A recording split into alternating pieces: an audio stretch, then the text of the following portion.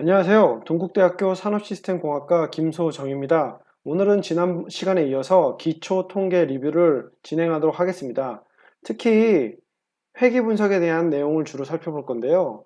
회귀 분석은 여기에서 보시는 바와 같이 statistical technique to understand the relationships between two or more variables, 즉 여러 개의 변수 간의 관계를 이해하는 데 사용되는 모델입니다.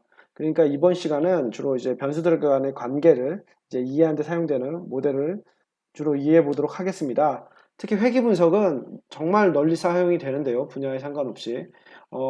이렇게 식을 통해서 보시면 알 수 있겠지만 종속 변수 y와 그리고 여러 개의 독립 변수 x, 뭐 여러 개 x1, x2에서 여러 개가 될 수도 있습니다. 이 x와의 관계를 살펴보는데 아주 유용한 모델입니다. 그래서 여기서 기본적인 형태가 이와 같고요. y는 앞서 설명한 대로 종속 변수, x는 독립 변수. 여기 입슬론은 이제 에러 텀이라고 해가지고 랜덤 에러입니다. 저희가 이제 설명할 수 없는 그 에러를 말하는 거고요. 왜냐면은 이제 뭐 자연 환경을 관측하더라도 날씨든 뭐 여러 가지 뭐 밝혀지지 않은, 그러니까 날씨면 뭐 또 저희가 알고 있겠지만 관련해서 여러 가지 이제 설명할 수 없는, 관측될 수 없는 에러들이 존재합니다. 그 부분을 한 번에 이제 에러 텀이라고, 그러니까 에러라고 이렇게 항을 만들어서 사용을 하게 되고요. 그리고 이 베타 0부터 베타 1 해가지고 나오는 부분들은 이 개수입니다, 개수. 그래서 regression coefficient라고 하시면 됩니다. 예, 뭐 여기서 보면은 옥시즌 퓨리티하고 관련된 이제 모델이 있어요. 책의 교과서를 보셔도 이 모델이 나오는데 정확하게는 이제 여기 보시면 이 데이터가 있습니다. 처음에 데이터가 있을 거예요. 퓨리티, 그러니까 농도죠. 산소 농도를 이제 한번 체크해 보려고 한 것이고, 그리고 하이드로카본 레벨을 X와 Y의 관계, 그러니까 하이드로카본 레벨과 퓨리티와의 관계는 어떻게 되는지 알고 싶어서 이렇게 모델을 만든 겁니다. 그러려면 어떻게 해야 돼요? 독립변수 X와 종속변수 Y에 대한 데이터를 수집을 해야겠죠. 그래서 관측을 시행합니다. 뭐 매일 한 번씩이라고 하면 총 20일을 거쳐서 했겠고, 그죠? 뭐 매달 한 번씩이라고 하면 총 20개월을 거쳐서 했겠죠. 하여튼 그 관측, 각각의 관측에 대한 데이터를 수집을 하게 됩니다. X, Y, 그죠? X, Y에 대한 값들을 수집하게 되면 이렇게 이제 20개의 관측값이 쌓였는데요. 그럼 이를 토대로 이제 리그레션 모델, 회귀 분석을 실행할 수가 있습니다. 꼭 20개뿐만 아니라 뭐 나중에 뭐 더 여유가 있으면 30개든 100개든 더 많이 데이터를 수집할 수 있고요. 당연히 이에 따라서 데이터를 많이 수집할수록 더 많은 시간과 더 많은 노력이 소요가 되는 거죠. 하여튼 이 신뢰할 만한 데이터가 갖추어졌으면 이제 리그레션 모델을 이제 트레이닝 학습시킨다고 하는데, 뭐 요즘 AI 나오는 기계학습이다, 뭐 알고리즘들, 머신러닝 같은 거를 보면은 뭐 러닝이라고 하죠. 아니면 트레이닝, 뭐 그렇게 표현을 하셔도 됩니다. 결국에는 리그레션 모델도 하나의 그 AI 모델 중에 가장 기반이 되는 그러니까 머신러닝 알고리즘이 가장 기반이 되는 모델이라고 생각하시면 됩니다. 굉장히 오래전부터 사용이 됐고요. 기계학습이나 AI가 하루아침에 나온 게 아니기 때문에 굉장히 오래부터 사용이 됐고, 하여튼 데이터를 기반으로 우리가 궁극적으로 고려하고자 하는 모델은 뭡니까? 여기서 단순한 모델을 보자면 결국에는 y는 이 두 개의 개수 그리고 하나의 독립 변수와 관련이 되어 있다. 그래서 x가 주어졌을 때 y를 저희가 추론하고 싶은 거죠. 그죠? x가 얼마면 y는 얼마다. 그죠? 그거에 대한 모델링을 실시하는 겁니다. 그러니까 여러분들이 만약에 다른 모델식 해가지고 y는 베타 0, 베타 1, x 제곱으로 가면 비선형 회계식이 되는 거죠. 그쵸? 이렇게 되면 비선형이 되는 거고, 왜냐면 제곱이니까. 그죠? 그렇게 되는 거고, 일단 저희가 살펴보고자 하는 단순 회계 모형이라, 보통 일반적으로 심플 리그레션 모델이라고 하면 단순 회계라고 해서 이렇게 1차 독립변수 하나인, 1차 독립변수가 하나인 회귀 모형을 말을 합니다. 독립변수 하나예요. 다시 말하지만. 그렇기 때문에 데이터 테이블을 봐도 매우 단순하죠. 컬럼이 3개입니다. 항이 3개죠. 데이터 넘버, 옵저베이션 넘버, 관측 아니면 날짜가 될 수도 있고 관측 이제 샘플 넘버가 될 수도 있습니다. 그리고 이제 독립변수 이름, 그리고 단위도 적어야겠죠. 그리고 purity, y에 대한 정보도 적어야겠죠. 이 값들을 토대로 매번 이렇게 계속 테이블을 만들어 나가시면 보통 이제 엑셀을 많이 사용하는데 엑셀에다 기록을 하시고 엑셀로 리그레이션 모델을 하셔도 됩니다. 뭐 말이 나온 김에 엑셀로 간단히 리그레이션 모델을 해볼까요? 엑셀을 여시면 컴퓨터에 엑셀이 있으시면 엑셀이 없을 경우에는 학교에서 제공을 무료로 해주기 때문에 설치하시기 바랍니다. 엑셀을 설치를 해서 필수죠, 컴퓨터에. 그래서 이렇게 뭐 설치를 하셔서 하여튼 하시면 되고, 뭐 관측 넘버, 뭐 관측 넘버를 이렇게 따로 이제 항 이름 써주셔도 되죠. 제가 좀 이제 줌인을 해서 보자면 observation number, 그죠? 그리고 hydrocarbon, carbon level, 예, 레벨 있죠. 그래서 뭐 x 퍼센테이지로 하셔도 되고 이렇게 해서 표현하고, 그리고 마지막으로 뭐가 있나요? 마지막으로 purity가 있겠죠. purity y가 있습니다. 결국에 여기 다 타입을 해야 돼요. 0.99, 1.02, 뭐 1.15 이렇게 해서 저와 같이 이렇게 타입을 계속 하셔도 아주 좋을 것 같아요.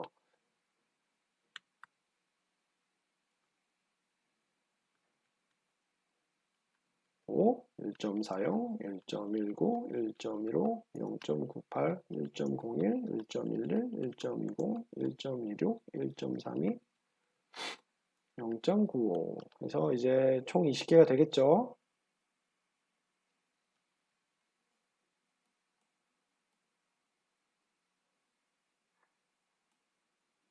네, 총 20개가 되고, 퓨리티에서 90.01, 89.05, 91.43, 93.74, 96.73, 94.45, 87.59, 91.77, 99.42, 93.65, 93.54, 92.52, 90.56, 89.54, 89.85, 90.39, 93.25,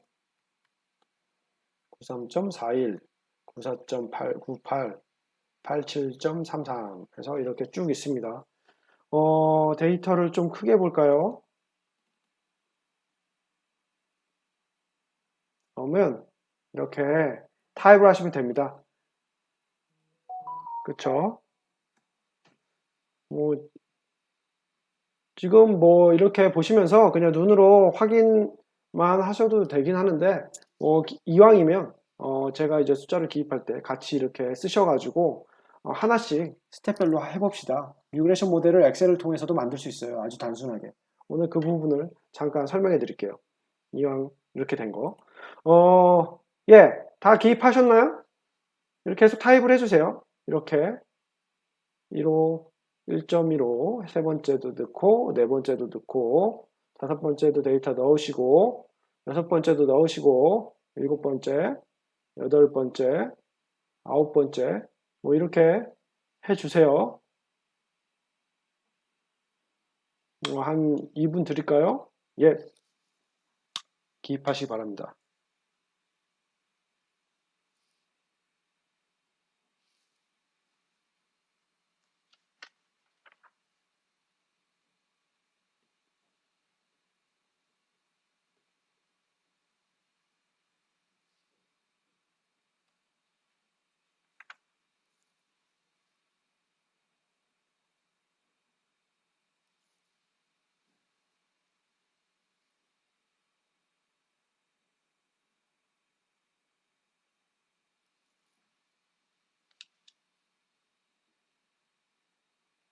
이거보다 슬라이드가 낫겠죠? 예, 슬라이드로 보시죠.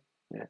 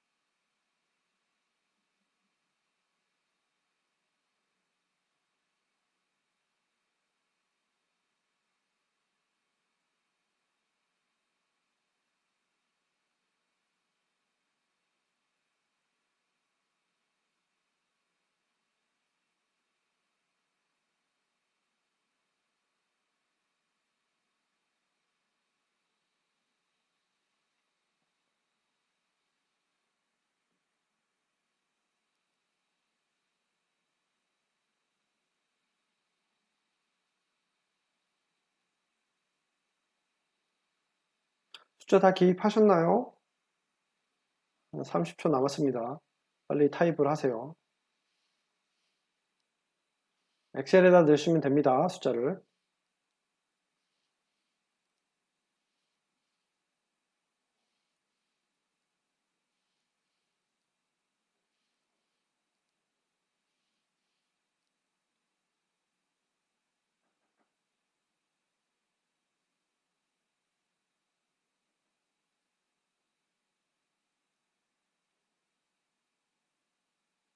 다 하셨죠? 네, 다 하셨다고 믿을게요. 그럼 이걸 모델을 어떻게 만듭니까? 엑셀로 가셔서, 그쵸? 엑셀로 가면 되죠. 엑셀로 가면 어떻게 됩니까? 여기 파일에 가면은 사실 뭐 한글 버전이 아니라서 좀 다를 수가 있는데, 파일에 가면은 여기 옵션이 있죠. 옵션이 있습니다. 옵션에 가시면 사실 여기 애드인 해가지고 여기서 통계, 엑셀 애드인에서 확인, 이동이라고 버튼이 되어 있을 거예요. 애드인에서 고라고 누르시면 여기 그 어널리시스 툴팩을 설치하실 수 있거든요. 그리고 이 솔버는 나중에 그 경영과학에서 많이 쓰셨을 거예요. 솔버 보통 이 두 가지는 산업공학 또 분들이니까 이 두 가지는 항상 설치를 해 놓으세요. 엑셀을 깔 때. 예. 최적화 도구고 솔버는. 그리고 어널리시스 툴은 결국 통계 패키지입니다. 통계 패키지. 엑셀은 정말 파워풀해요. 웬만한 거 다 할 수 있습니다. 꼭 SPSS다, 뭐 세스다 해서 그런 상위 프로그램까지 갈 필요가 없는 게 대부분이에요. 그 부분. 왜냐면 엑셀에서 지원하는 데이터량이 65,000, 대략 65,500개가 좀 넘죠. 36인가? 예. 뭐 확인해 보면 되죠. 6만이 넘었네요. 하여튼 64비트라 그러는 거네. 하여튼 그렇게 해서 굉장히 이제 데이터량이 많은데 그 정도를 능가하는 경우 빅데이터를 할 때나 이제 SPSS다 뭐 세스다 해서 여러 가지 쓰는 거고요. 엑셀로 웬만큼은 다 됩니다. 아셨죠?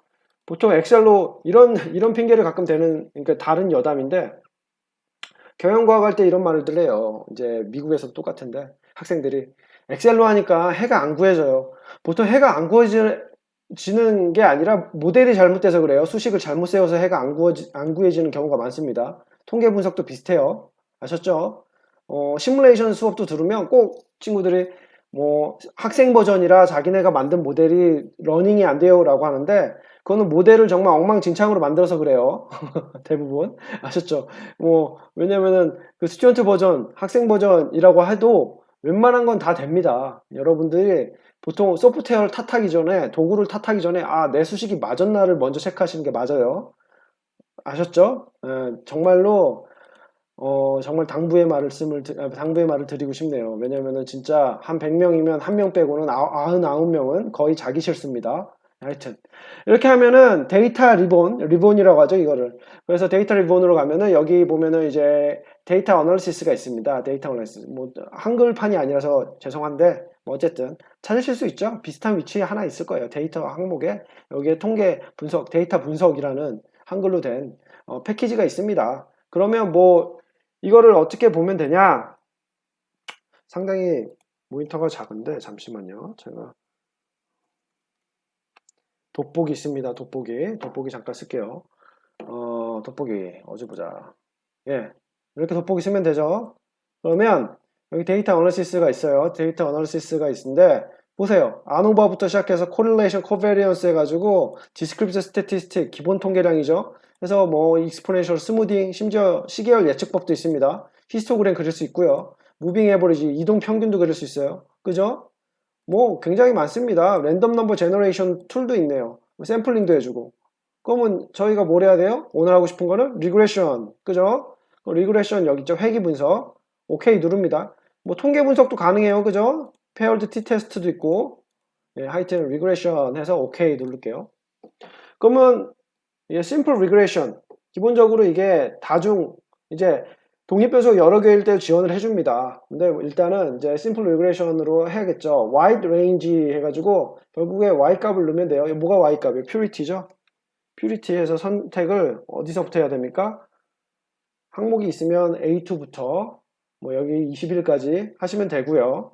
뭐 근데 내가 실수로 이렇게 해서 하시면 선택이 됐죠? 뭐 실수로 레이블을 이름표로 여기 항목 이름을 표현했다 그럼 클릭하시면 됩니다. 이거 이름표 포함 레이블 하셨죠? 그리고 X레인지 저는 포함을 안 했죠. 그러니까 체크를 안 합니다. 그리고 X레인지 어떻게 하시면 됩니까? 이렇게 해서 똑같이 해주면 되죠. 뭐 저는 단축키를 사용해서 좀 빠른데 컨트롤 시프트 하고 키보드 화살표 하면 한 번에 나옵니다. 예, 저는 뭐 이거를 너무 많이 쓰니까 어쨌든 21까지죠. 그럼 B 컬럼이에요. B 순서가 바뀌었으니까 조심하세요. 이제 Y 값은 C였고 C 항목에 있었고 C 컬럼에 있었고 X 값은 B 컬럼에 있습니다. 그래서 이렇게 하시면 됩니다. 아셨죠? 예, 뭐 나머지 또 보고 싶으면 이렇게 정규화를 따르는지 아니면 레지듀얼을 얼마 잔차라고도 표현하는데 레지듀얼이 얼마 되는지 보고 싶으면 이렇게 다 체크하시면 돼요. 아웃풋에 그럼 다 포함됩니다. 아셨죠?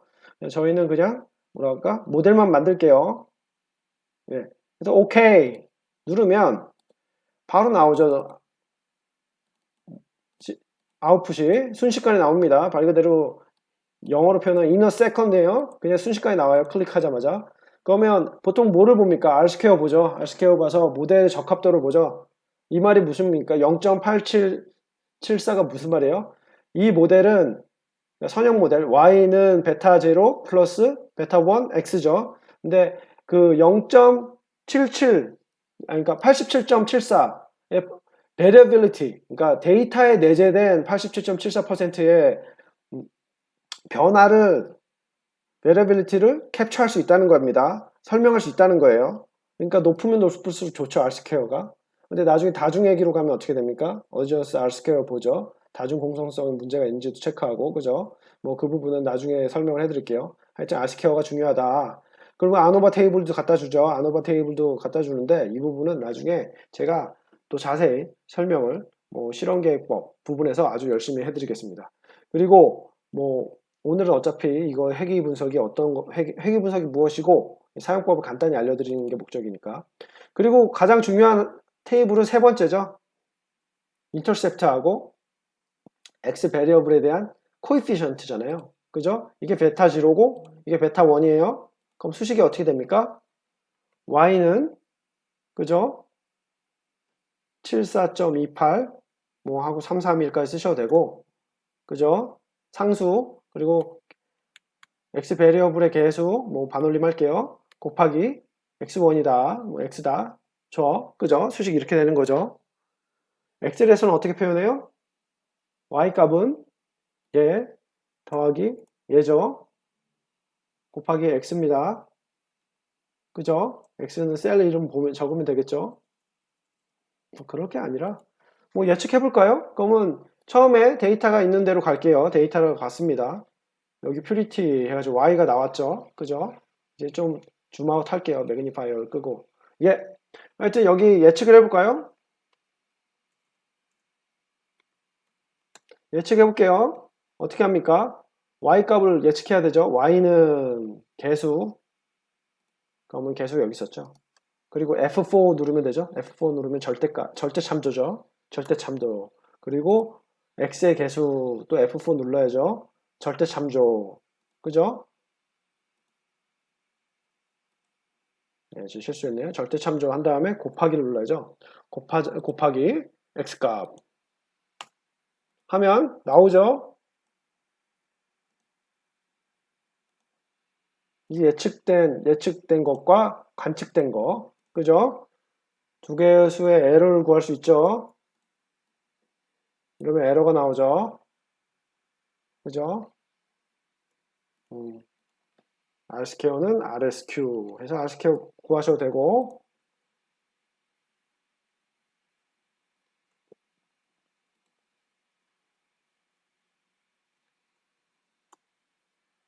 그죠? 87% 나오죠 대략 88% 어디서 봤다? 여기서 봤다 그죠? R스퀘어 하여튼 뭐 이렇게 구하시면 됩니다. 아주 간단했죠 예제가 예.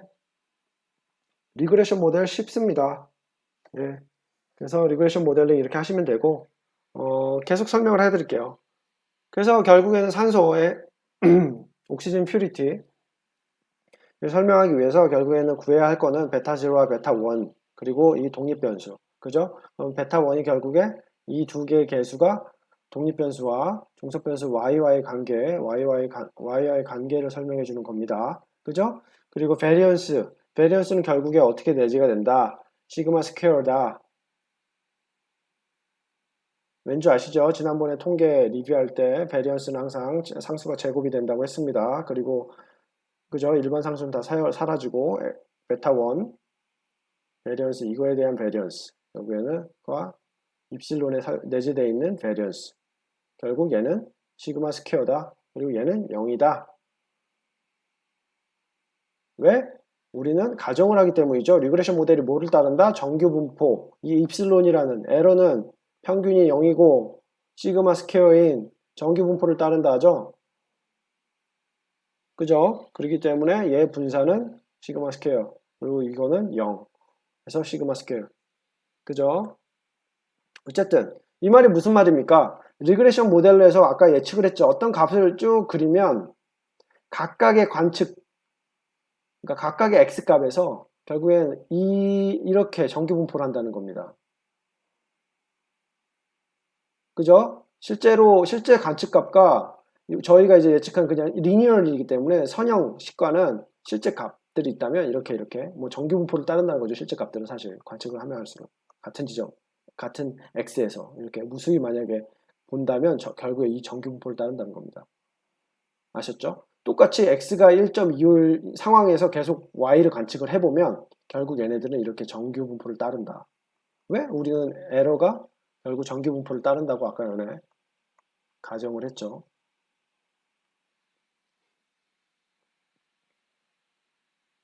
이게 리그레션 모델의 중요한 가정입니다. 각각의 이제 변수와 그래서 충분히 샘플을 모으셔야 돼요. 왜냐하면 정규와 가정이 있기 때문에 가정을 하고 있기 때문에 정규 분포를 따른다는 센트럴 리미트를 따른다는 그런 가정이 있기 때문에 정규성을 이제 체크해야 되고 그러는 겁니다. 하여튼 리그레션 모델 다시 한번 살펴보죠. 뭐 x가 주어졌을 때 궁극적으로 결국에 y의 값을 예측하는 모델입니다. 예측 모델이죠. 그죠? 그런데 당연히 그러려면 뭐가 돼 있어야 돼요? 주어진 x에 대한 둘의 관계를 설명할 수 있는 개수들이 있어야겠죠. 그죠? 그래서 원래 모델은 이렇다. 기대값으로 하면 어차피 입실로는 기대값이 0이 되니까 이렇게 표현한 겁니다. 예, 다시 한번 이제 돌아가서 설명을 해보면 관측값은 결국엔 페어를 갖게 되죠. n개의 샘플, 각각의 샘플은 뭡니까? x1, xi와 yi라는 그 셋으로 구성되게 됩니다. 그죠? 페어죠. 짝이에요, 짝. 그래서 x1, y1, 그 두 번째는 x2, y2, 세 번째는 뭐 등등등 해서 n번째 관측을 하면 xn, yn 해가지고 그렇게 페어로 나타나게 되고 실제 관측된 값이 꼭 이 직선 위에 있을 필요는 없다.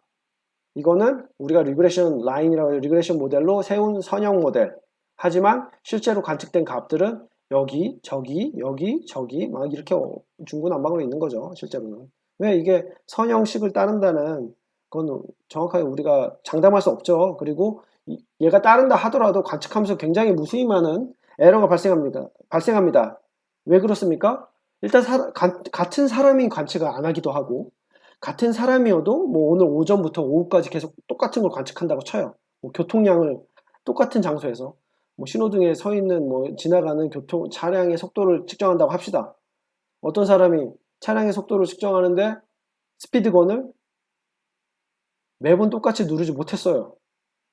비스듬히 되기도 하고 어쩔 때는 차 범퍼에도 닿다가 어쩔 때는 차 뒷축에도 닿다가 그죠? 그리고 뭐 측정하면서 또 기계가 점점 마모가 돼요. 스피드건을 한 1년, 2년 썼더니 막 비 올 때도 썼더니 점점 메저먼트 에러라고 하는데 그거를 하여튼 툴 자체가 안 좋아졌어요. 그래서 정확도가 낮아졌어요. 그럼 뭐 아무리 같은 값을 제공해줘도 값이 달라지겠죠. 관측한 직접 결과적으로 측정한 값은. 그렇기 때문에 실제로 데이터를 보시면 항상 이 선 위에 정확하게 있는 경우는 없습니다. 아주 그냥 난잡해요. 이렇게 막 있어요. 막 데이터가 막 여기도 막 있어요. 막 알죠?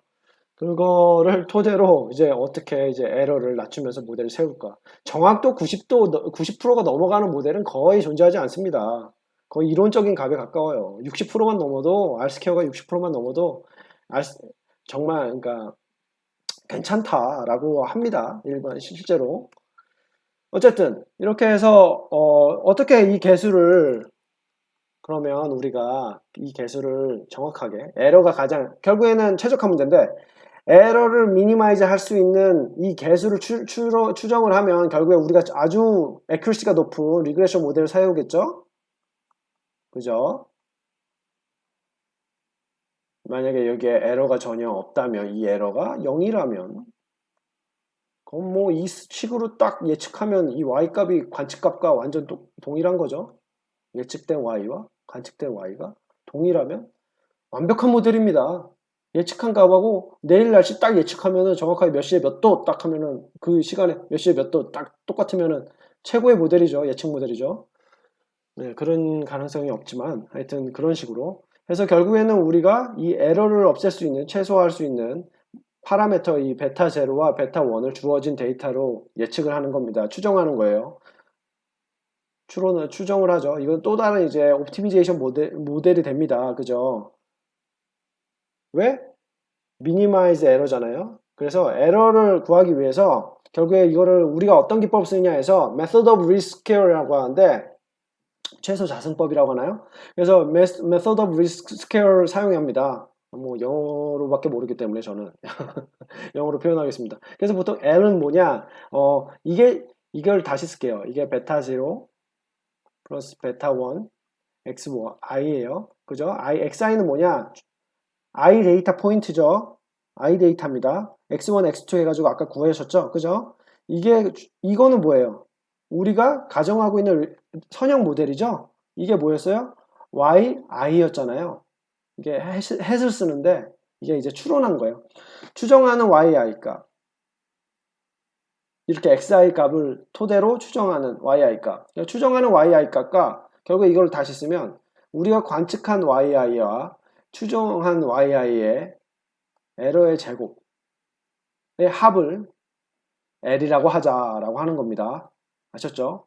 그래서 이거에 그냥 넣은 거예요. 아셨죠? 어차피 이 식이 플러스니까 마이너스가 이제 분배 법칙에 따르면 다 이 개수들이 마이너스가 되죠. 하여튼 이렇게 해서 결국에는 이 L을 뭐 L을 최소 L로 만들고 싶죠. 그럼 어떻게 해야 됩니까? 미분해야죠. 미분해서 이 극소점 구하시면 됩니다. 미분해서 0이 되는 지점 옛날에 배우셨죠?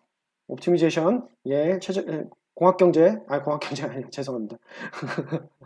경영과학 그게 요즘 제가 공학경제를 가르치고 있어가지고 예, 경영과학 그죠? 0입니다. 미분했어요. 미분해서 이렇게 구하시면 됩니다. 그러면 결국에 최소 장수법에 의해서 베타 0를 구할 수 있다는 거예요. 베타 1도 마찬가지고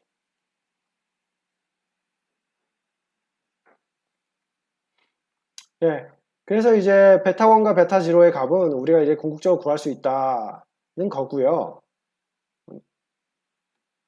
결과적으로 어떻게 되느냐 다시 한번 쓰면 미분해서 구한 거예요. 다시 이렇게 해서 베타 1의 항목인데 베타 1은 이렇게 다음과 같은 식이 된다. 이 식을 외울 필요가 있다? 없죠. 예, 없잖아요. 그 엑셀 파일 봐주셨죠? 엑셀 보셨죠? 아까 얘네들이 걔네들입니다. 예. 못하러 외웁니까? 예, 여기 이렇게 주어지는데 그죠? 그냥 이런 식으로 해서 되는구나. 사실은 통계 시간에 다 배웠으니까 구체적으로 따로 설명하지 않습니다. 예, 어쨌든 간편하죠. 해서 이제 리그레션 모델을 만들면 되고 이제 품질 공학에 사용하는 이제 뭐 SXX나 SXY 이런 형태로 나타낼 수도 있는데 그러면 이렇게 라이팅을 하면 된다. 베타 1은 뭐고 베타 0는 뭐다 라고 다시 쓸 수도 있다. 이거는 언제 어디서 한다? 아노마 테이블 설명할 때 다시 얘기하겠습니다. 그리고 이제 error sum of square 해가지고 결국에 에러 텀도 결국에 이렇게 표현할 수 있다는 거고요. 딜거 프리덤은 n-2가 됩니다. 자유도의 개념은 아시죠? 자유도. 자유도 보통은 총 샘플 수에서 파라미터 개수, 추정하고자 하는 파라미터 개수를 빼주면 돼요. 베타 0와 베타 1이니까 두 개죠. 샘플 수는 n개. 그래서 이렇게 n-2가 되는 겁니다. 자유도의 개념 뭐 잠깐 또 짚고 넘어갈까요? 보통 n-1 하시죠. 통계 분석하실 때 왜 파라미터 이제 시그마 혹은 이제 뮤를 이제 출연하시잖아요. 그죠? 파라미터가 하나니까 n-1이죠. 상식적으로 생각을 해볼까요? 5개, 뭐, 평균이 52인 데이터가 있다고 합시다. 저희가 알아요. 49, 48, 47, 그리고 48, 이 4개의 값만 알아도 마지막 값을 추론할 수 있죠. 그죠? 그래서 몇 개가 필요해요? 데이터. 우리가 n이 5개일 때 우리가 4개만 알아도 이 나머지 값을 구할 수 있죠.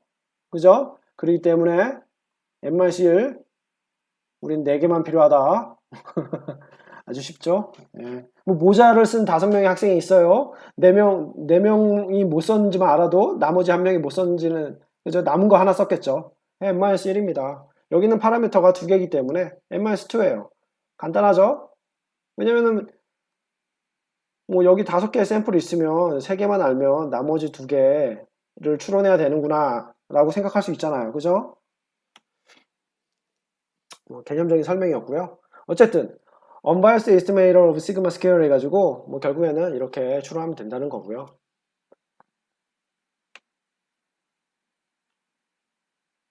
예, 그래서 뭐 수식으로도 이렇게 표현을 해드렸습니다. 뭐 특별한 게 없기 때문에 빠르게 넘어갑니다. 회귀 분석에서 구한 이제 개수들도 이제 검정 통계를 통해서 이게 과연 베타 1이 혹은 베타 0가 특정 값이 맞는지 아닌지, 다시 말하면 유의한지 아닌지를 판단할 수 있습니다.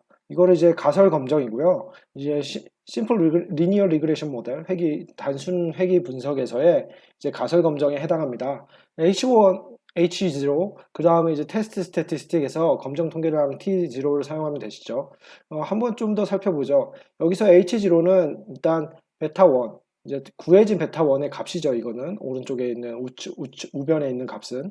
예, 그리고 H1이 즉 베타 1의 어떤 특정 값이 아니다, 같다, 아니다, 그죠?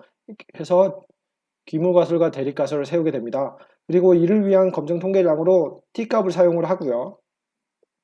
예, 공식은 이제 다음과 같습니다. 그리고 리젝션 크라이테리는 양측 검정이기 때문에 이 T0가 어떤 특정 양측이니까 2분의 알파, 예, 2분의 알파. 그래서 n-2, 자유도는 n-2고요. 이 검정 통계량이 결국에는 이 실내 구간 스튜어트 T 분포 아시죠? T 분포에서 주는 그 값보다 크거나 아니면 하한선보다 작은지 검정 통계량 값이 그 이제 기준값보다 크거나 아니면 작으면 어떻게 됩니까? 기무가설을 리젝하면 되죠. 예, 그렇게 해서 구하시면 됩니다. H0도 H1 베타 0도 비슷합니다. H0와 H1이 이제 베타 0가 특정 값, 주어진 특정 값이다. 아니다 해가지고 이렇게 구하시면 되고요. 테스트 스태티스틱 해가지고 이제 검정 통계량은 이렇게 구하시면 되고요. 예. 그리고 리젝션 크라이테리는 동일하죠. T0 값이 검정 통계량이 어떤 기준치보다 크거나 아니면 기준보다 작거나 기준값보다 크거나 기준값보다 작다 라면 당연히 이 H0를 리젝하시면 됩니다. 우리가 원하는 것보다 사실은 이제 사이에 있기를 원하겠죠. T0가 그죠? 여기 2분의 알파 n-1 n-2죠. 죄송합니다. 그리고 마이너스 t 2분의 알파 n-2죠. 그죠? 이렇게 해서 검증을 해서 이제 과연 유의한지 아닌지 알아볼 수 있고요. 뭐 반대로 T1 그러니까 이제 만약에 스페셜 케이스라고 T1이 0이다 아니다를 하면 뭔가요? 둘이 상관이 있는지 독립되어 있는지를 말하는 거죠. 왜냐면 X, 베타 1 그죠? 이 개수가 뭘 설명합니까? 결국 Y와의 관계죠. 그죠? 근데 이게 0이에요. 그러면 무슨 말인가요? X 값이 무슨 값이 되든지 Y 값은 특정 값을 갖게 된다는 말이잖아요. 그죠? 그러니까 둘이 상관이 없다라는 거니까 만약에 이 베타 1 부분에 0을 놓고 검정을 진행하시면 이제 둘의 상관관계가 있다 없다를 얘기할 수가 있습니다. 이해하시죠? 뭐 여기가 0이면 베타 1이 0이면 뭐예요? 0 곱하기 어떤 수를 곱해도 다 0이죠? 그러니까 x와 상관없이 그죠? 그래프를 그리시자면 y 있고 x가 있다면 그냥 x는 계속 변하는데 y는 일정하겠죠. 그죠? 그렇기 때문에 둘이 독립이라는 거예요. 두 변수가. 그죠? 그런 의미입니다.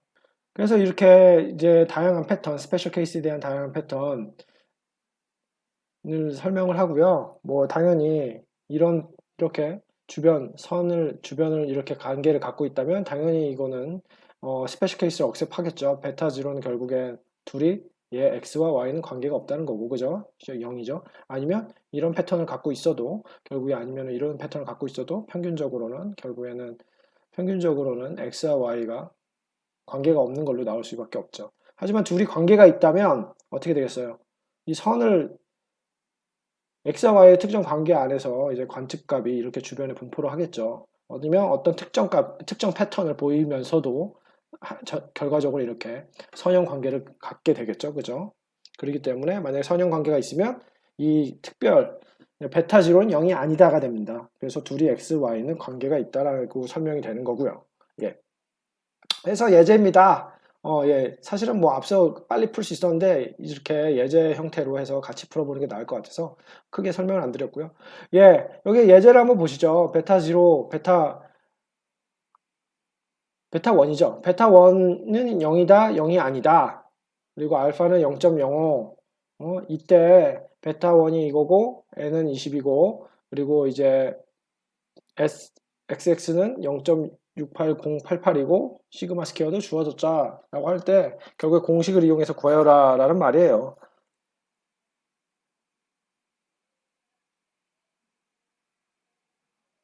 공식 기억나시나요? 예, 이렇게 해서 이걸 이용해서 구하라는 말입니다. 엑셀을 통해서 한번 개수를 살펴보도록 하겠습니다. 여기 아까 전에 구했죠, 개수를. 74.28 대략, 그리고 14.65, 14.955 정도 됐습니다. 그죠? 베타 1, 베타 0, 그죠? 이 두 수가 있는데 따로 검정 통계량 구하실 필요가 없어요. 이제 뭐 당연히 이게 리뷰이기 때문에 말씀해드리면 검정 통계량 t 값이 나오죠. t 값을 자동으로 엑셀이 계산을 해줍니다. 아셨죠? 검정 통계량 46, 11 이렇게 해서 47이죠 대충. 검정 통계량 계산을 해주고요. 심지어 p 값도 이 검정 통계량과 자유도가 주어진 상황에서의 p 값을 자동으로 계산해 줍니다. H0 리젝하죠. 언제? p 밸류가 알파보다 작거나 같을 때. 그죠? 그러면 H0를 리젝합니다. 왜? P값이 너무 작으니까, 그죠? 근데 가설이 뭐였나요? 베타 0와 베타 1 둘 다 각각 뭐 0이다, 아니다 였죠? 0이 아닌 겁니다. 그럼 무슨 말인가요? 유의한 관계가 있다는 거죠. X와 Y는. 이 개수는 결국 신뢰할 만한, 구간 95%의 신뢰 수준으로 봤을 때 결국에는 유의하다는 겁니다. 그죠? 왜냐면 P-밸류가 알파 0.05보다 작으니까 둘 다. 그죠? 그러면 이 개수는 사실 맞다, 신뢰할 만하다. 그리고 뭐 이를 반증하는 예로 R스퀘어도 굉장히 높게 나왔죠. 그죠? R스퀘어도 87.74 나왔습니다. 그렇기 때문에 이렇게만 살펴보셔도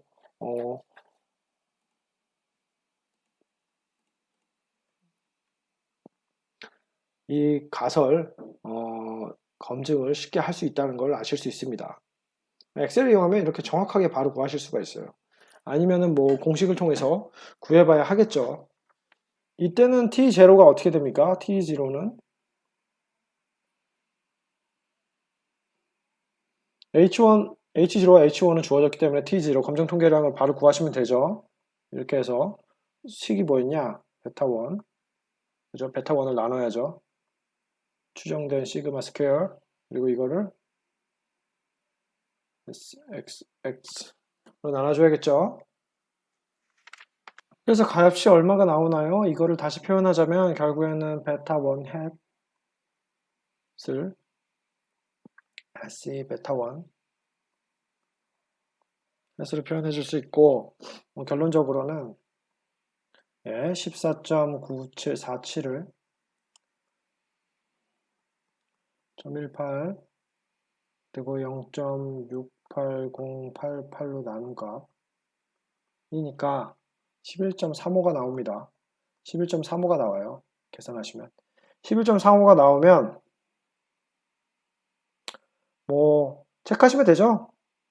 다음 표에서 11.35인데 t값은 얼마인가요? 리제션 크라이테리아가 얼마예요? n-2가 18이었죠.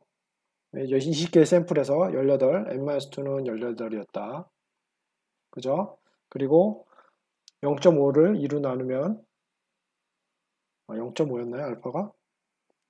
0.05를 2로 나누면 0.025. 그죠? 그래서 2.1, 01. 그죠? 플러스 마이너스. 근데 우리는 얼마 받았어요? T0가 11.35. 그러니까 H0 기각. 그래서 H0는, 베타 1은, 그죠? 베타 1은 0이 아니다. 는 거죠. 예, 앞서 언급한 대로 결국에는 뭐 리그레션 모델도 아노바의 형태로 나타낼 수 있습니다. 아노바에서 나타내는 거는 뭔가요? 아노바에서 나타낼 때 결국에는 total sum of square SST죠. 이 부분과 무슨 말이에요? 관측 값과 그것들의 평균값의 차이를 제곱한 거죠. 제곱한 거에 대한 합입니다. 그리고 그것은 결국 SSR과 플러스 SSE다. 그러니까 regression sum of square가 error sum of square하고 합이다. 알 수 있습니다. 그쵸? 에러는 이미 설명을 했어요. 관측값과 예측값의 차이를 제곱한 거에 대한 합. 그죠? 이거는 예측값과 yi 햇이 예측값입니다. 리그레션 모델에서 준 예측값과 y의 평균값. 그죠? 여기 차이에 대한 곱이에요. 제곱에 대한 합이에요, 결국. 그죠? SSR은. 예. 그리고 또한 아노바 테이블에서 이제 보통 아노바 테이블을 보시면 F 디스트리뷰션 쓰시죠. 분산 비교할 때. 그래서 이 형태를 아노바 형태로 사용을 하시면 MSR F0라는 값은 결국 F0 검정 통계량은 MSR을 MS2로 나눈 값이 됩니다. 그리고 F 디스트리뷰션은 지난번에 설명을 해드렸기 때문에 결국에는 이 디스트리뷰션은 이렇게 1과 n-2를 따르는 검정 통계량이 된다는 거고요. 리젝은 언제 하냐? 이 값보다, 이 f 값보다 더 클 때, f0가 크면 리젝을 한다는 겁니다. 그래서 기각역도 가르쳐 드렸죠. 기각 영역도 이렇게 알 수 있습니다. 예, 아노바 테이블로 하면은 사실은 왜 아노바 하느냐? 아노바 테이블로 하면 굉장히 쉽죠. sum of squares 칼럼이 있어요. SSR과 SSE 그리고 total sum of square 해가지고 이렇게 구하실 수가 있죠. 예, 이거를 두 개를 더하면 결국에는 total sum of square가 됩니다. 그죠? 그래서 비슷하죠. degree of freedom도 뭐예요? 1 더하기 n-2는 n-1이다가 되는 거고 이 두 수를 그러니까 SSR을 1로 나누면 MSR이 되고 SSE를 n-2로 나누면 MSE가 됩니다. 그죠? 그리고 이 텀을 밑에 텀으로 나눠주면 F 검정 통계량이 돼요. 그래서 이 관계, 이 테이블을 알고 계시면 굉장히 쉽다. 그건 무슨 말이냐? 엑셀 아까 전에 예제로 한번 가볼까요? 이게 아노바 테이블이죠. 그래서 아노바 테이블 주어줍니다. 순서가 좀 바뀌었습니다. 예, 이 컬럼이 좀 바뀌었어요. 순서가. 디그리 오브 프리덤이 먼저 와요. 엑셀은. 그 차이만 다른데 결국 이게 뭐예요? SSR 그리고 이거는 뭔가요? SSE 그리고 이거는 SST입니다. 그러면 이 수를 1로 나누면 MSE죠. MSE 이 값을 1로 나누니까 당연히 똑같죠. 그죠? 그리고 이거를 18로 나누니까 이 값이 됩니다. 한번 해볼까요? 이거를 18로 나누면 이 값이 나온다. 그죠? F값은 어떻게 된다고 했죠? MSR을 MS2로 나누면 된다라고 했습니다. 그죠? 검정 통계량이 나오고 엑셀의 장점은 또 하나 시그니피컨스 오브 F 해가지고 결국 P값을 주죠. 이게 뭐보다 작습니까 지금? 0.05보다 작죠? 그죠? 그럼 무슨 말입니까? H0 기각 그죠? H0가 뭐였어요?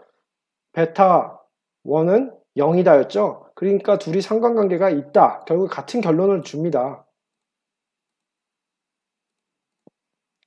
그쵸? 결국 같은 결론을 줘요. 여기서 이제 MSE는 무엇이냐라고 했을 때 이 잔차에 대한 분산을 얘기합니다. 이 MSE가 아셨죠? 그래서 제가 혹시 뭐 시그마 스퀘어는 무엇입니까? 라고 MSE는 뭡니까? 하면 바로 이 값을 테이블에서 바로 주시면 아주 쉽게 문제를 풀 수 있는 거죠. 예, 결국에는 뭐 실내 구간도 구할 수 있죠. 그죠?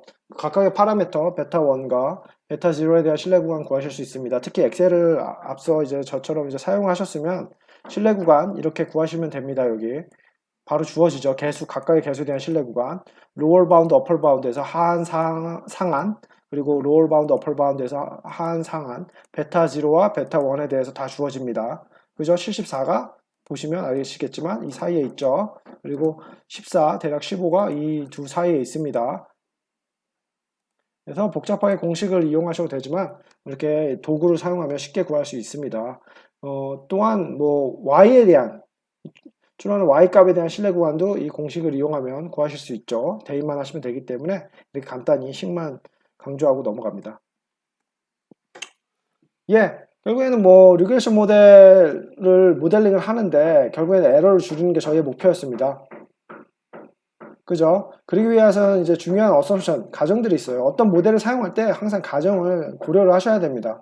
안 그러면은 그 수학적으로 증명을 한 거기 때문에 그 가정을 충족시키지 못하면 그 모델을 하는 데 있어서 오류가 나올 수밖에 없어요. 아셨죠? 중요한 가정은 뭐냐?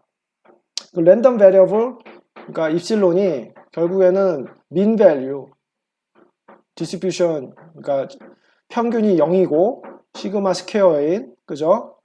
노멀 디스트리뷰션을 에러가 따라야 한다. 랜덤 에러가, 그죠? 그리고 에러는 이제 일정한 컨스턴트 베리언스를 갖고 있어야 되고 얘가 자꾸 변하면 안 되겠죠? 그죠? 0이어야 되고 시그마 스퀘어야 되고 그리고 이제 반드시 노멀 디스트리뷰션이어야 한다는 겁니다. 그죠? 정규화 가정을 했잖아요. 정규 분포의 가정. 그렇기 때문에 그런 거고 이게 가장 중요합니다. 그래서 이제 레디듀얼에서 잔차 분석도 하실 수가 있어요. 사실 뭐 E가 뭡니까? 입실론 해가지고 뭐 시그마 EI인데 EI가 뭐였습니까? 결국에는 YI와 YI 햇입니다. 얘는 뭐였죠? 추정된 값입니다. YI 햇은 아까 말한 대로 추정한 베타 0와 추정한 베타 1 그리고 X, 그죠? 이 곱셈에 의해서 이루어진 거죠. 이렇게 해서 이루어진 거기 때문에 이렇게 생각하시면 되고, 근데 이제 분산 분석을 하실 때, 분산이 아니라 이제 레지듀얼 어널리시스를 하실 때, 잔차 분석을 하실 때 잔차가 어떻게 이제 분포를 하고 이제 보셔야 돼요. 그러니까 만약에 normally distribute 돼 있다면 선을 중심으로 이렇게 골고루 양쪽으로 퍼질 수밖에 없습니다. 하지만 어떤 패턴이 있다면 점점 커진다거나 분산이, 그죠? 분산이 증가하고 있죠. 점점. 아니면 이렇게 쉐입을 가졌던가 일정하지 않고, 아니면 어떤 패턴을 가지고 있다면 분석하실 때 더 많은 샘플을 구하시던지, 아니면 이거에 대한 추가 분석을 하셔서, 왜냐면 얘네들은 가정을 어기고 있죠. 그래서 주의를 하셔야 된다. 여기는 주의를 해야 된다. 네. 그 말입니다. 그래서 이제 앞서 이제 보시면 그 같은 문제예요. 저희가 결국 이거 엑셀 통해 풀었죠. 기억하실 거예요. 그죠? 퓨리티 문제. 그래서 개수 구했죠. 개수 똑같습니다. 이 슬라이드에 나오는 거랑. 그래서 개수를 이제 구했잖아요. 개수를 구했었고 거기에 대한 이제 잔차를 이렇게 EI, 이거는 뭐예요? E1, 이거는 E2 해가지고 쭉 구하시잖아요. 구하시면 얘들의 분포를 이제 살펴보실 수 있다는 거예요. 네. 그러면 이제 아까 전에 엑셀로 만들 때 그 잔차에 대한 분석을 할 수 있었습니다. 근데 저희는 하지 않았죠. 다시 한번 이제 상기시켜 드리면 데이터 가셔서 이 통계 분석을 리그레션 모델링을 하셨을 때 여기 이제 옵션들 레지듀얼 잔차에 대한 표현도 하고 플라트 보고 뭐 스탠다드 레지듀얼 해서 이것저것 다 보자 뭐 해서 쭉 하시면 그래프가 나와요. 그죠? 베이블 1에 대한 그 레지듀얼 플롯 해가지고 이 선 레지듀얼 0에 대해서 어떻게 레지듀얼이 분포하고 있는지, 그죠? 일정하죠? 그리고 실제 y 값에 대해서 예측 값은 어떻게 돼 있는지 좀 이 사이즈를 늘려볼까요? 네, 그러면 선형이죠. predicted y는 이렇게 선형으로밖에 안 됩니다. 이에 비해서 observed 값들은 이렇게 분포를 하게 되죠. 네. 체크를 하시면 이렇게 아웃풋에도 잔차에 대한 레지듀얼드가 스탠다드 레지듀얼 해가지고 레지듀얼하고 스탠다드 레지듀얼 해가지고 이렇게 표현을 해줍니다. 그러면 이렇게 쭉 값이 나오게 돼요. 이렇게 하셔도 되고, 아니면 아까 전에 제가 말한 대로 데이터 값에 가서 직접 이제 프리딕션 에러 구하셔도 똑같은 값을 갖습니다. 이렇게 해도 구하셔도 똑같이 레지듀얼을 구하실 수 있어요. 예, 그리고 normal probability plot은 결과적으로 이렇게 선형 관계, 선형으로 나타나면은 이게 normality를 따른다고 해서 예, 그래서 왜냐면 누적값이기 때문에 이렇게 일직선으로 쭉 나오면은 결국에는 이게 에러가 정규 분포를 따른다는 표현이기 때문에 이 선형성을 체크하셔야 됩니다. 이 예제에서는 미니 탭을 사용해서 이제 그려진 거기 때문에 미니 탭을 사용하셔도 돼요. 뭐 나중에 뭐 학기 말에 미니탭을 사용하는 예제를 해서 하도록 하죠. 그리고 이제 코이피션트 데터미넌스 R스퀘어, 아까 전에 R스퀘어 값이 높으면 높을수록 좋다고 했죠. 결국에 variability를 얼마큼 데이터에 속해 있는 그 variability를 어떻게 설명을 하느냐, 얼만큼 설명을 하느냐이기 때문에 예, R스퀘어 값은 항상 0하고 1 사이고요. 절대 음수가 될 수 없죠. 스퀘어 값입니다. 그죠? 스퀘어 값 음수가 될 수 없어요. 0하고 1 사이고요. 그리고 이제 R스퀘어가는 예, 아까 말한 대로 variability 데이터에 있는 여러 가지의 뭐 분산 아니면 변화성 그렇게 표현하시면 되는데 variability에 involved된 variability 그러니까 데이터에 involved된 variability 데이터에 포함된 그 변동성에 대해서 얼마나 설명할 수 있는지 그러니까 R스퀘어가 높으면 높을수록 좋은 거죠. 예, 좋은 겁니다. 그래서 R스퀘어 값을 꼭 체크해 보시고 저희 같은 예제 같은 경우에는 87.7% 아까 나왔었죠. 예, 기억하시는지 모르겠지만 그 정도 나왔습니다. 예, 이번에는 이제 그 코릴레이션, 그 R스퀘어 값 대신에 R 값이 있을 때 결정 계수가 있을 때 코릴레이션을 분석하는 법에 대해서 한번 알아보도록 하죠. 일단은 코릴레이션입니다. 상관 분석 많이 해보셨을 거예요. 그 상관 계수라고 코릴레이션 코이피션트 X와 Y의 상관 계수는 로우라고 해서 이렇게 표현하실 수가 있습니다. 일단은 이제 시그마 XY 그리고 이거를 시그마 X와 시그마 Y로 나눈 값으로 표현할 수가 있고요.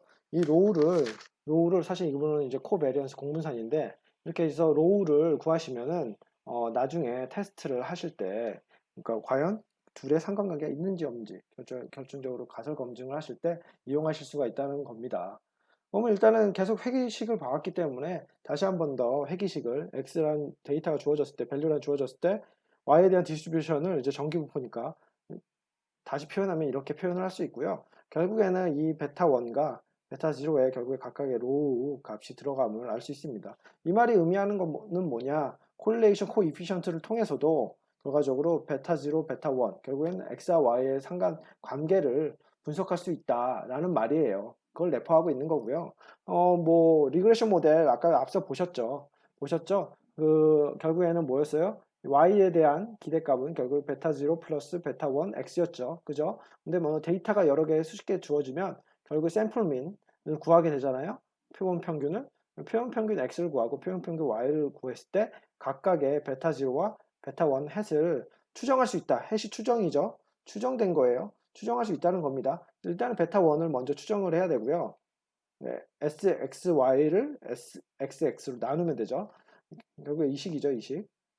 나누면 되고, 베타 1을 이제 구하고 나시면 베타 0를 아주 손쉽게 구할 수 있다. 이건 어차피 데이터가 이 두 값은 주니까요. 이거는 주어졌고. 그러면 세 값을 아니까 당연히 베타 0를 당연히 구할 수 있죠. 그죠? 뭐 다시 쓰면 어떻게 돼요? 결국 Y 반은 평균값은 X 바가 있을 때 추정된 베타 1 그리고 뭡니까? 상수죠. 베타 0죠. 이거를 그냥 이렇게 변화시킨 거예요. 특별한 거 없습니다. 예, 그래가지고 뭐 어쨌든 R스퀘어 값을 식을 다시 한번 살펴보시면 R스퀘어 R 결정계수 그 식을 보시면 이 형태였죠. 이 형태였는데 또한 R스퀘어 값은 이 형태였고 SST, SSR, Total Sum of Square, and then Regression Sum of Square. 예, 이렇게 되는 거고요. 예, 급하게 말하면 갑자기 막 영어 단어가 나옵니다. 잘 하지도 못하는데. 어쨌든 이렇게 해서 SS, DF 그리고 여기다 MS 그리고 F0 해가지고 아까 전에 아노바 테이블 보셨었죠? 예, 그겁니다. 여기 뭐였어요? 리그레션에 대한 SSR이었죠? 그리고 SSE가 있었죠? 그죠? 아노바 테이블에서 SST가 있었죠? 예, 그겁니다. 뭐 특별한 거 없어요. 그거예요.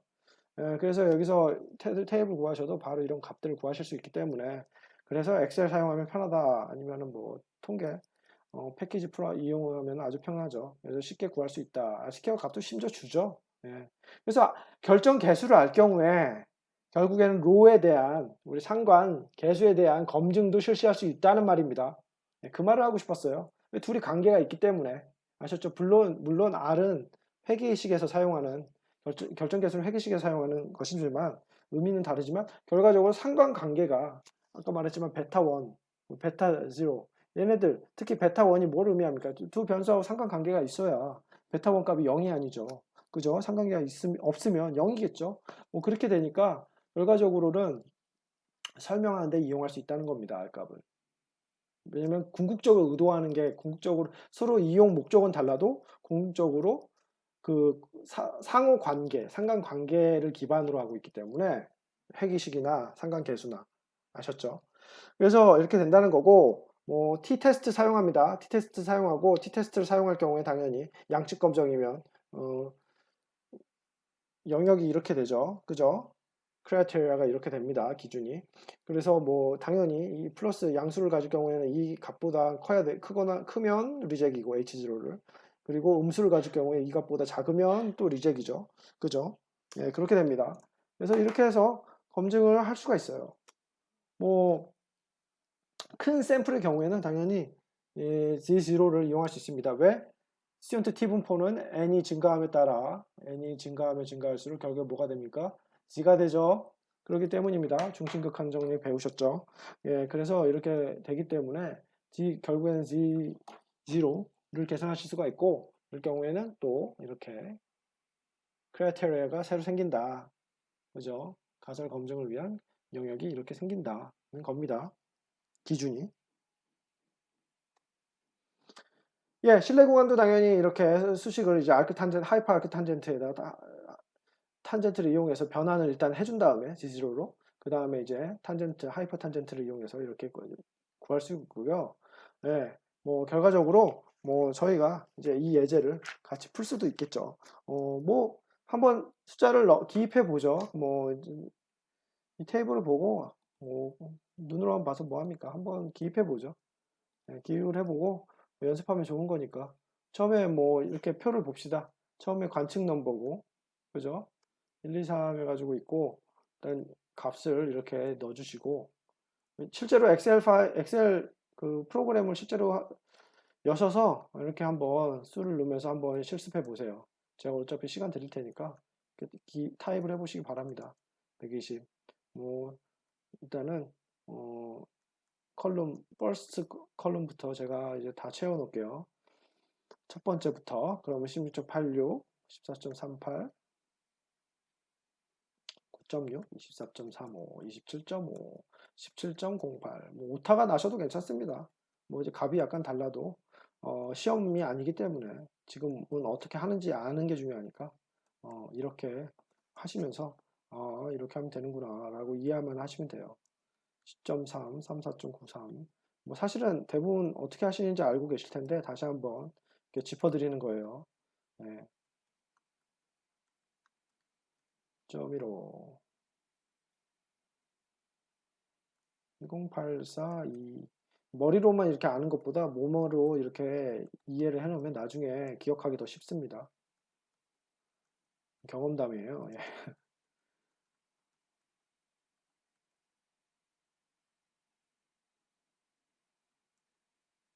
이구 295, 200, 375, 52, 100, 300, 412, 400, 500, 360, 205, 400, 600, 585, 540, 250, 290, 510, 590, 100, 400. 예, 그렇습니다. 예, 결국에는 이제 여기서 보니까 연성 강도를 구하나 보죠. 그래서 와이어 랭스는 x1이고 와이어 랭스 그리고 이제 다이 하이트 그래서 결국에는 다이 캐스트 아시죠? 뭐 만들 때 이제 철제 구조물을 만들거나 아니면 그 제조공학에서 배우셨을 거라 생각을 합니다. 예, 문제를 한번 보겠습니다. 이 문제를 살펴보니까 사실은 다이 하이튼하고는 상관이 없대요. 다이 하이튼은 아마 다음에 쓰도록 하고, 예, 일단은 이 부분만 처음에 이제 풀 스트렝스하고 와이어 랭스 이 둘의 관계를 보려고 합니다. 아셨죠? 얘는 아무리 봐도 테이프 나중에 다중회귀 분석을 할 때 쓰지 않을까 싶어요. 그래서 일단은 이 두 개만 볼게요. 죄송해요. 다이아이트는 안 쓰셔도 됩니다. 그래서 이렇게 엑셀 파일로 이제 기입을 하시죠. 예, 기입을 하셨으면 이렇게 데이터가 있습니다. 데이터가 25개 있고요. 일단은 시간을 드릴 테니까 한번 이 세 개, 세 개만 이렇게 세 개만 일단 타입을 해주시기 바랍니다. 기입을 해주시면 좋겠어요. 엑셀에. 예.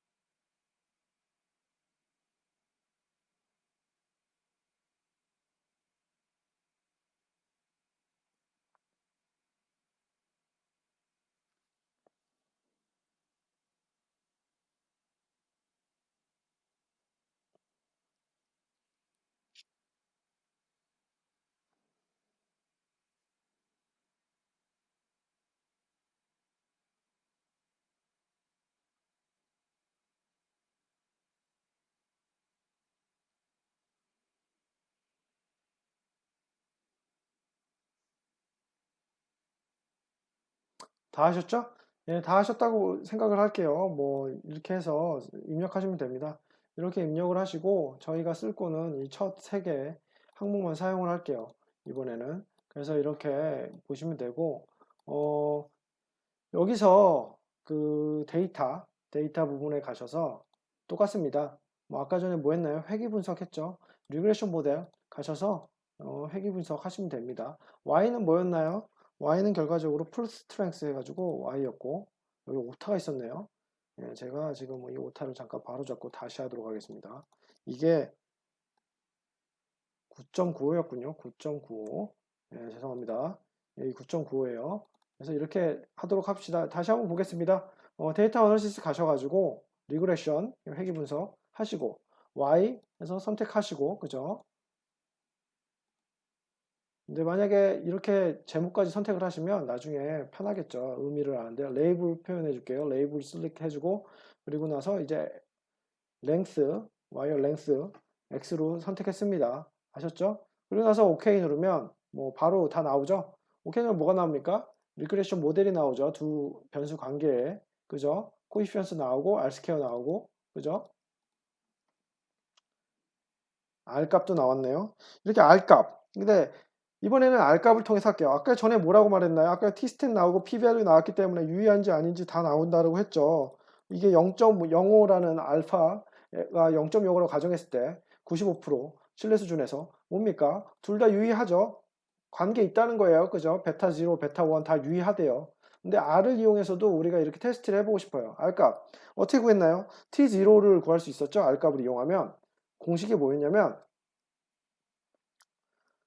공식을 잠깐 살펴볼게요. 아까 전에 보셨지만 잠깐 살펴보겠습니다.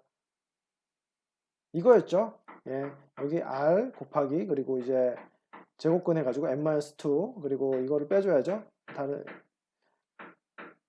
루트 오브 1 R 스퀘어라고 합니다. 그렇게 해가지고 구하시면 돼요. 다시 돌아가서 R 이 값에다가 그냥 바로 곱하시면 돼요. 뭐 이걸 그리고 SQRT 쓰시면 되죠. 스퀘어 루트 오브 n-2니까 뭡니까 n-2는 n-2 하셔도 되고 아니면 그냥 23 넣어주셔도 돼요. 25-25, 23은 그죠? 아시죠? 23, n 25-2는 23이죠. 예. 그리고 SQRT 1 빼기 R 스퀘어. 저는 그냥 이거 넣어줄게요. 그러면 24.8이 나옵니다. 24.8이에요. 24.8인데 이제 기각력을 알면 되죠. H0는 뭐였어요? H0는 H5는 이거는 로우가 0이 0과 같다. 이거는 0이 아니다. 그거였죠. 그죠? 어쨌든 그래서 이제 이 t 값이 얼마가 되느냐 어떻게 찾습니까? 아까 표가 있었죠. 아까 전에 표가 있었죠. 테이블이. 한번 보겠습니다. 저희가 자유도가 아쉽게도 없네요. 없어요. 23이 없네. 하여튼 이렇게 없을 때는 또 엑셀이 있죠. 엑셀을 이용하면 되죠.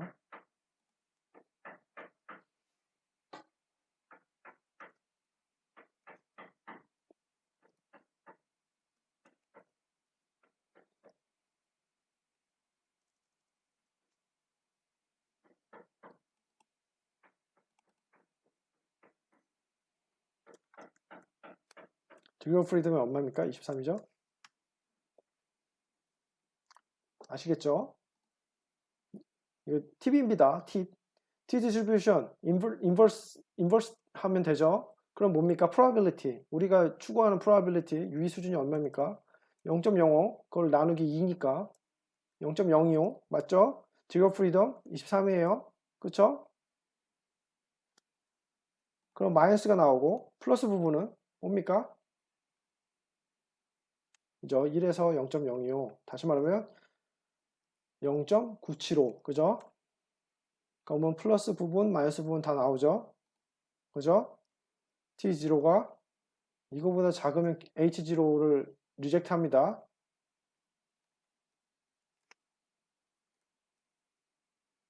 그죠? 또한 T0가 이거보다 클 때, 그죠? 여기 값들 어때요? 엄청 크죠? 이거 T0. 그러면 무슨 말입니까? H0 기각하죠? 결국에 상관계수가 0하고 같느냐였어요. 0하고 같느냐. 여기는 달랐죠? 그죠? 로우가 그죠? 상관계수. 예. 그래서 결국에는 뭐 아니다 사인인데 예. 원래는 아니다 사인을 써야 되는데 지금 어떻게 구하는지 잘 모르겠습니다. 어쨌든 결국에는 그래서 둘이 상관관계가 있다 없다? 있다. 결국 같은 결과가 나옵니다. 이거하고. 그죠?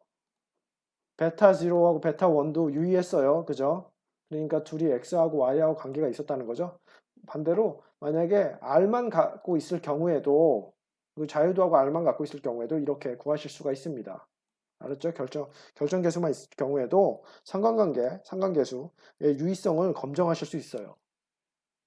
알았죠?